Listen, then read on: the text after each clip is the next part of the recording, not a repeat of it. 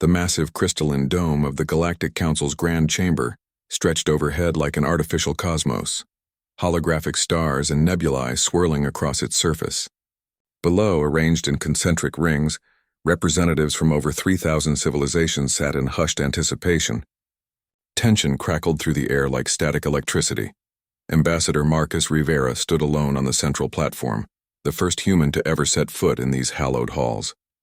His diplomatic vessel had been intercepted without warning, dragged across 17 sectors to face this impromptu tribunal. The Council hadn't even allowed him to contact Earth. Species 3742 Guring. Designation human, boomed Supreme Arbiter Doxthal, the ancient Mervonian's voice resonating through the chamber. 8 eyes glinted from beneath heavy ridges as he leaned forward. You stand before the collective governance of the Galactic Alliance as representative of an unregistered, non-compliant civilization.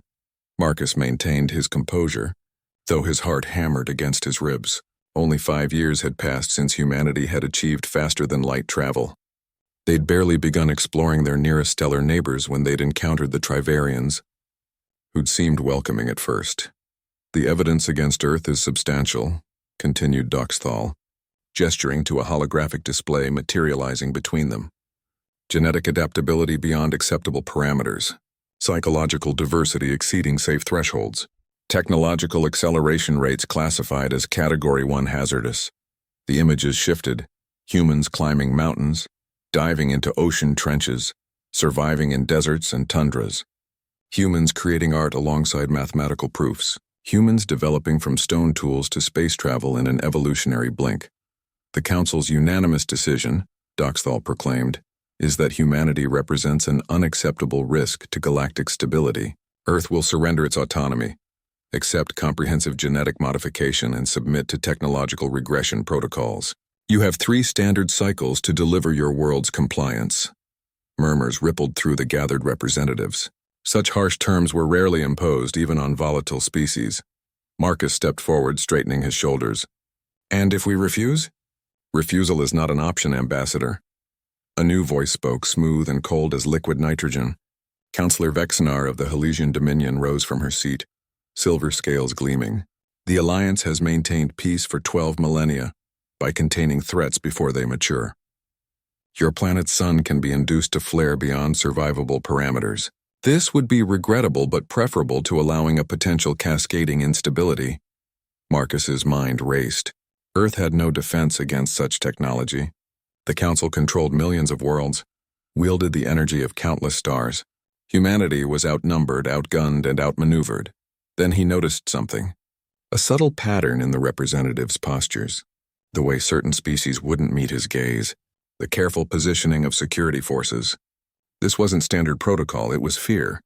These ancient civilizations were terrified of humanity, of what Earth might become. And in that moment, Marcus made a decision that would alter the course of galactic history. He did the one thing no species had ever done when faced with the Council's ultimatum. He laughed. A single, genuine laugh that echoed through the silence of the chamber. I appreciate your concerns, he said, smiling now. But I think you've misunderstood something fundamental about humans. He gestured to the holographic displays of Earth. Those aren't examples of why you should fear us. They're reasons you should welcome us. Marcus stepped to the edge of the platform, addressing the entire Council now. You see adaptability and call it dangerous. We call it survival. You see diversity and label it unstable. We name it strength. You witness our creativity and deem it unpredictable. We recognize it as innovation. He paused, letting his words resonate through the chamber. Earth will not surrender. Not to threats, not to fear, and certainly not to those who would rather eliminate potential allies than embrace new perspectives. Gasps and angry murmurs erupted throughout the chamber. Doxthal slammed his gavel, demanding order. You have been given terms, Ambassador, the Arbiter snarled. Your bravado does not change the Council's decision. No, Marcus replied, his voice calm but carrying an edge of steel. But this might. He raised his hand, revealing a small quantum transmitter. While you've been threatening Earth, I've been broadcasting this entire proceeding to my homeworld. Every word, every ultimatum, every threat against our sun. Pandemonium broke loose in the chamber. The transmitter shouldn't have functioned through the Council's security fields. unless humans had already developed technology the Alliance didn't understand. Marcus continued, raising his voice above the chaos. In approximately 4 minutes, Earth will respond. I suggest you all prepare yourselves.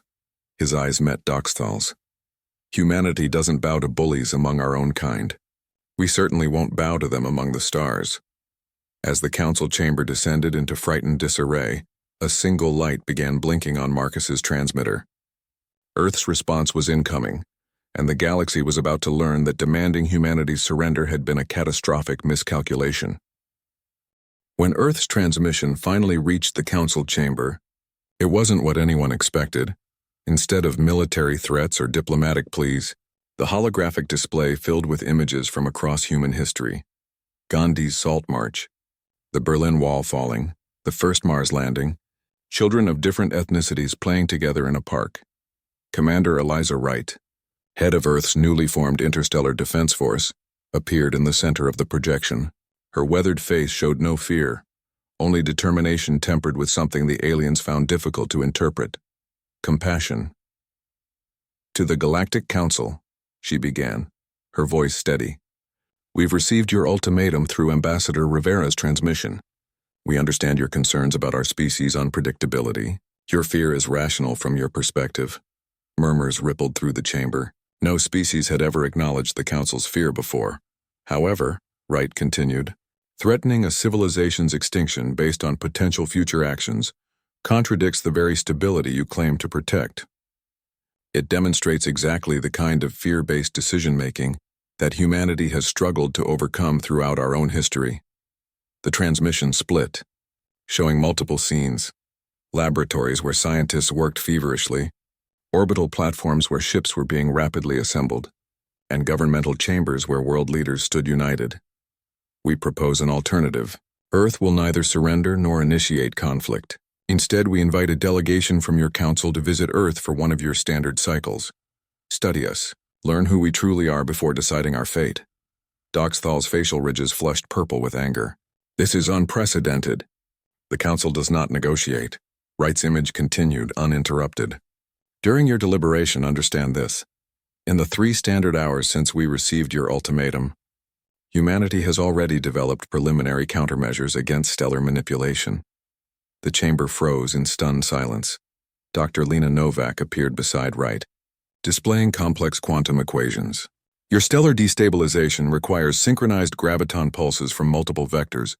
We've designed a deflection system based on principles similar to your own technology, but with modifications your models likely haven't anticipated. The council representatives exchanged alarmed glances. Such technology should have been centuries beyond human capability. Additionally, Wright added, we've dispatched diplomatic envoys to 17 worlds on the Alliance's periphery, civilizations. We believe might share our concerns about the Council's methods. This revelation caused even greater consternation. How had humans identified the Alliance's most politically unstable relationships so quickly? Ambassador Rivera watched the Council's reactions carefully. The gambit was working. Humanity couldn't possibly have developed stellar defenses in hours, but the Council couldn't be certain of that. And the diplomatic missions were real, launched secretly over the past year as humanity quietly explored beyond official contact zones. Counselor Vexnar hissed through silver-lined teeth. This is manipulation. They're bluffing. Perhaps, Rivera replied calmly, but consider the evidence before you. You labeled our adaptability dangerous. How dangerous might it be if directed toward surviving your aggression? You fear our diversity of thought. How might that serve us in finding ways to counter your attacks? You worry about our technological acceleration. How quickly might we advance when our existence is threatened? He gestured to Wright's still projected image. Or you could accept our invitation. Learn who we are rather than what you fear we might become. Arbiter Doxthal conferred hurriedly with the inner council. After tense moments, he addressed Rivera. The council will consider your proposal. Until then, no action will be taken against Earth. Wright nodded on screen. We appreciate your wisdom, Arbiter. Our delegation will arrive at Earth's coordinates in 48 hours. Ambassador Rivera will remain with you as our representative. As the transmission ended, the council chamber buzzed with urgent discussions. Rivera maintained his composed exterior, but inside relief flooded through him. The first phase had worked. Earth had bought time and positioned itself not as a supplicant but as an equal. "A clever maneuver, Ambassador," came a quiet voice beside him. Rivera turned to find a Zalarian observer, their translucent skin pulsing with bioluminescent patterns. "But the Council rarely changes course once decided. Then perhaps it's time for new decision-makers," Rivera replied softly. The Zalarian's light patterns shifted to what Rivera recognized as their equivalent of surprise. "You aim to fracture the Alliance?" "No," Rivera smiled. "We aim to improve it. Humanity doesn't want to destroy the Galactic Order. We want to join it. But as partners, not subjects." As Council security escorted Rivera to his temporary quarters, messages already raced between Alliance worlds, carrying rumors about the species that laughed in the face of extinction and responded to threats with invitations. The galaxy's political landscape was shifting, and humanity's response had only just begun. The Council delegation arrived at Earth with expectations of finding a primitive, defiant world. What they discovered left them profoundly unsettled. 14 representatives from the Galactic Alliance's most influential species descended through Earth's atmosphere aboard their crystalline vessel, escorted by a formation of sleek human spacecraft that hadn't existed 6 days earlier. Below them stretched the blue-green planet that had caused such turmoil in galactic politics. Senior Evaluator Nixitara of the Anitran Collective stood at the view screen, her exoskeletal plates clicking softly as she observed. "Their orbital defenses are minimal," she noted. "If the Council had proceeded with punitive action, they would have had no effective countermeasures. Yet they acted as though they did," replied Kal Mendoros, the Jexidian cultural analyst. His forearms remained crossed in a posture of deep thought. Either masterful deception or genuine confidence. Both possibilities concern me. Their vessel touched down at a newly constructed landing facility in neutral Switzerland. The delegation was met not by military forces, but by a diverse group of human representatives, scientists, artists, diplomats, and ordinary citizens from across Earth's nations. Dr. Thomas Okafor, Earth's chief liaison to the delegation, stepped forward with a disarming smile. "Welcome to Earth. We've prepared accommodations suited to each of your physiologies and a comprehensive schedule, allowing you to experience our world firsthand. We are not here as tourists." "Doctor," Nixitara replied coldly, "we are here to evaluate whether your species represents an unacceptable risk to galactic stability." "Of course," Okafor nodded, unfazed. "And we believe the best evaluation comes through direct experience, unless you prefer to base your judgment solely on theoretical projections." The subtle challenge wasn't lost on the delegation. Their assessment protocols typically relied on historical analysis and theoretical modeling rather than first-hand observation. What followed was a carefully orchestrated introduction to humanity that subverted every expectation.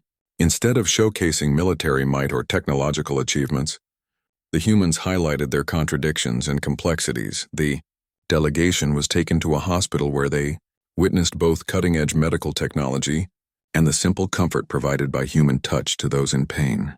They attended a United Nations session where representatives passionately disagreed, yet ultimately collaborated. They visited a quantum computing facility where advanced AI systems were being developed with ethical constraints specifically designed to preserve human autonomy. On the third day, Evaluator Nixitara confronted Dr. Okafor after observing a classroom of children debating the ethics of first contact protocols. These children were discussing whether it was morally acceptable to deceive the Council about Earth's defensive capabilities, she stated, multifaceted eyes gleaming. "You're not even hiding your deception," Okafor smiled. "We're showing you how we think, Evaluator. Humans constantly question, debate, and reconsider our choices. That classroom wasn't staged, it's how we educate our young to consider multiple perspectives." "It's inefficient," she replied. "It's adaptive," he countered. "The diversity of thought you find so concerning is precisely what allows us to solve problems that would stymie more homogeneous thinking." Meanwhile, aboard the orbiting Council mothership, Ambassador Rivera continued his own diplomatic offensive. Using his status as Earth's representative, he requested access to the Alliance's historical archives, a reasonable request that protocol made difficult to deny. Fascinating reading, Rivera commented to Counselor Vexnar during a mandatory check-in. I've noticed something interesting about species classified as potential destabilizing influences over the past 5 millennia. The Halesians' silver scales rippled with irritation. Our classification system is not subject to outside review. Of course not, Rivera agreed smoothly. I merely observed that of the 37 species subjected to intervention protocols, like those threatened against Earth, 34 developed interstellar capabilities through completely internal innovation, like humans. Species that received technological assistance from established alliance members, however, are rarely classified as threats, even when their psychological profiles show greater tendency toward aggression. Vexnar's inner eyelids flickered rapidly. What exactly are you implying, Ambassador? Nothing at all, Rivera smiled. Just an observation about pattern recognition. Humans are quite good at it. The implication was clear. The Council didn't fear dangerous species. It feared independent ones that might challenge the existing power structure. On Earth, the delegation's observations continued. They witnessed humans engaged in seemingly contradictory activities, competing fiercely in athletic events, then celebrating together afterward, arguing intensely over political ideologies while defending each other's right to disagree, creating art that simultaneously criticized and celebrated human nature. On the 7th day, a small earthquake struck near the delegation's compound.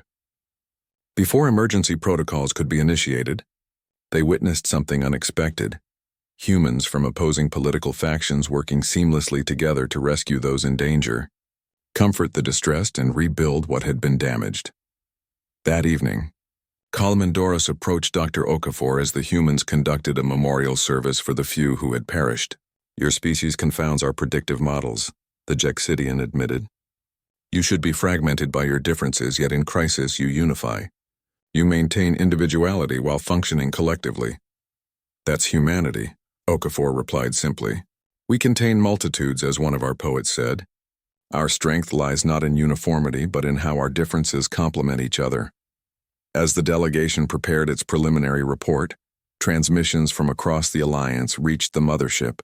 Multiple peripheral worlds were openly questioning the Council's decision regarding Earth. Some had already initiated independent diplomatic relations with human envoys. The galactic political landscape was shifting rapidly. The Council had demanded Earth's surrender, expecting compliance or futile resistance. Instead, they'd received an invitation that was revolutionizing the very alliance they sought to protect. On the final day of the delegation's evaluation period, Earth unveiled what they had been concealing, not weapons or defenses, but a revelation that would forever alter the Council's understanding of humanity. The 14 alien representatives were escorted to a nondescript facility buried beneath the Antarctic ice. Dr. Okafor led them through security measures that grew progressively more sophisticated until they reached a massive chamber, housing what appeared to be an ancient spacecraft of non-human design. 37 years ago, Okafor explained as the delegates stared in shock. This vessel crashed in our ocean. Its pilot was dying but managed to transmit vast quantities of data to our primitive computer systems before passing away. Nix's Terra's exoskeletal plates flared with recognition. This is a Nixian technology, from before the Great Silence. Her voice contained something the humans had never heard from her before. Awe. Yes. Okafor nodded. We learned this was a research vessel from a civilization that vanished over 20,000 years ago.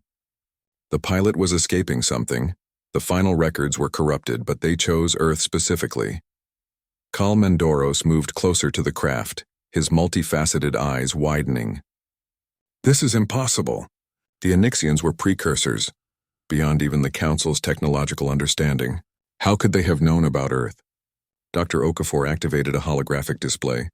Because they had been watching us for a very long time, and they recognized something in humanity that they believed was unique. The hologram showed genetic sequences, neural patterns, and behavioral models, comparing Onyxian data to human subjects. They called it structured chaos, the ability to function at the border between order and disorder, Okafor continued. Most species evolve toward either rigid hierarchy or pure individualism. Humans maintain a dynamic balance between the two, constantly creating, destroying, and recreating social structures while preserving individual autonomy. The delegation members exchanged troubled glances. This directly contradicted the Alliance's foundational belief that stability required predictable, manageable development paths. We didn't understand the significance of this discovery at first, Okafor admitted, but as we decoded more of their data, we realized why the Onyxian researcher came to Earth. They believed humanity might avoid the fate that befell every previous advanced civilization, including their own. Which was? Nixitara asked, though her tone suggested she already suspected the answer. Stagnation followed by collapse. Okafor replied gently. The Onyxian records contain partial histories of over 200 advanced civilizations that reached interstellar capability. All eventually plateaued technologically and culturally, became rigidly structured, and ultimately collapsed from internal pressures or external shocks they couldn't adapt to. Kalmendoros made a gesture of disbelief.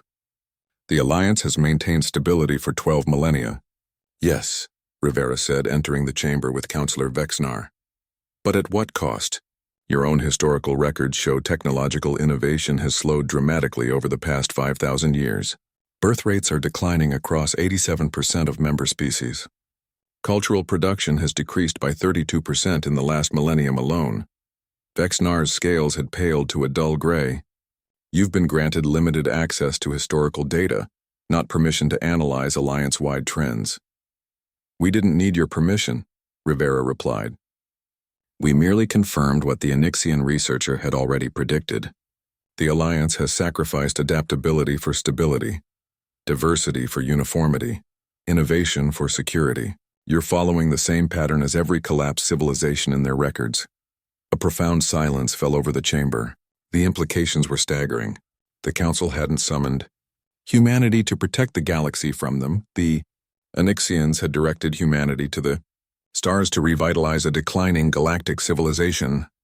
The Onyxian was dying, Okafor said softly, but their final transmitted message was clear. Find them before they find you. Learn from them instead of fearing them. You've concealed this information for decades, Nixitara accused, regaining her composure. This violation alone. We concealed nothing until threatened with extinction, Okafor interrupted. We spent 37 years preparing to join the galactic community as partners, not subjects. When your council demanded our surrender, we recognized the pattern the Onyxians warned about. Fear of difference leading to suppression of potential growth. Rivera stepped forward. We don't claim to be superior or to have all the answers. We're as flawed and complicated as any species, but perhaps our structured chaos is exactly what the Alliance needs to avoid the fate of the Onyxians and countless civilizations before them. The delegation departed Earth the following day, their formal evaluation incomplete, but their understanding of humanity fundamentally transformed. The Alliance faced an unprecedented situation. A young species with ancient knowledge, offering not submission or resistance, but partnership based on complementary strengths. As their vessel accelerated toward the Council homeworld, messages continued to flow between Alliance worlds and Earth. The human diplomatic offensive had expanded beyond the periphery, finding receptive audiences even among traditionally conservative member species. The Council had demanded Earth's surrender. Humanity had answered with laughter, determination, and now, an extended hand, offering not just to join the galactic community, but to help reinvigorate it. The Grand Chamber of the Galactic Council had never been so crowded. Representatives from all 3,000 member worlds packed the concentric rings, with even the observation galleries filled beyond capacity. The emergency session had been convened with unprecedented haste, bypassing centuries of procedural requirements. At the center of it all stood three figures: Ambassador Rivera, Dr. Okafor, and Fleet Admiral James Donovan, the first official military representative from Earth to address the Council. Behind them floated a holographic display of the Onyxian vessel and its data archives, visible to all. Supreme Arbiter Doxthal called the session to order, his voice lacking its usual commanding resonance. The Council will now hear the formal response from Earth regarding integration protocols following the delegation's evaluation. The chamber fell silent, Standard procedure after evaluation typically involved negotiating the terms of a new species submission to Council authority. Everyone present knew this situation had moved far beyond standard procedure. Admiral Donovan stepped forward, his weathered face solemn beneath gray hair. At 72, he had been chosen specifically for his diplomatic experience and historical perspective. Honorable representatives of the Galactic Alliance, he began. I stand before you not as a military commander, though that is my title, but as a human who has witnessed my own species overcome division through cooperation rather than subjugation. He gestured to the holographic display. The Onyxian data confirms what many of you have privately suspected. The Alliance's approach to galactic governance has reached its limits. In pursuing perfect stability, you've sacrificed the very adaptability that allows civilizations to survive changing conditions. Murmurs rippled through the chamber, but notably, there were no immediate objections. Humanity does not come seeking to overthrow your order, Donovan continued. We come offering a third path, neither submission nor rejection, but transformation. A new form of alliance based on mutual growth rather than mutual constraint. Dr. Okafor activated another holographic display, showing a proposed organizational structure with interlocking spheres rather than the Council's traditional hierarchy. We've analyzed both the Onyxian records and your own historical data to propose a system we call adaptive governance, a framework that preserves stability while encouraging controlled innovation, Rivera added. Over the past 30 days, we've shared these concepts with 87 worlds across the Alliance. 73 have expressed formal interest in piloting this approach within their local sectors. This revelation caused a wave of astonishment. Such coordination should have been impossible for a species with no established diplomatic network. Counselor Vexenar rose from her seat, silver scales now bearing stress patterns of deep blue. This borders on sedition. You've circumvented proper diplomatic channels to foment dissent within the Alliance. On the contrary, Rivera replied calmly. We've operated with complete transparency. Every communication has been recorded and made available to Council security. We've proposed evolution, not revolution, unless you consider open dialogue between sovereign worlds to be revolutionary. Before Vexenar could respond, a new voice entered the debate. Counselor Thanal of the Bracari Confederation, one of the Alliance's oldest members, activated his speaking priority. Perhaps, the ancient being said, his voice resonating from a body composed largely of crystalline structures, it is time we acknowledge what many have been reluctant to name. The Alliance has not grown in meaningful ways for nearly 3 millennia. We maintain, we preserve. We contain, but we no longer explore, discover, or create as we once did. Shocked silence followed this admission from a founding species representative. The humans' observations, Thanal continued, match our own internal analyses that we've been reluctant to address. The projected timeline to systemic collapse in our models ranges from 700 to 1200 years, a moment in cosmic terms. Arbiter Doxthal's facial ridges darkened with anger. These matters are classified at the highest levels. How could you? Because it is time, Thanal interrupted, a nearly unprecedented breach of Council protocol. The Onyxian data merely confirms what our own predictive models have shown. Without adaptation, without new perspectives, the Alliance will calcify and eventually shatter. One by one, representatives from other worlds activated their speaking priorities. First from the periphery worlds that had been in contact with human diplomats, then from core worlds that had maintained their own confidential analyses. Admiral Donovan exchanged glances with his fellow humans. They had expected resistance, perhaps even expulsion. Instead, they were witnessing the release of tensions that had been building within the Alliance for centuries. After hours of increasingly frank discussion, Arbiter Doxthal called for order. His 8 eyes surveyed the chamber, recognition slowly dawning that he faced a watershed moment in galactic history. It appears, he said carefully, that the matter before us is no longer how to integrate Earth into the existing framework, but whether the framework itself requires reconsideration. Rivera stepped forward. If I may suggest, Honorable Arbiter, perhaps the Council might form a special commission with representatives from both established Alliance worlds and Earth to develop transition proposals.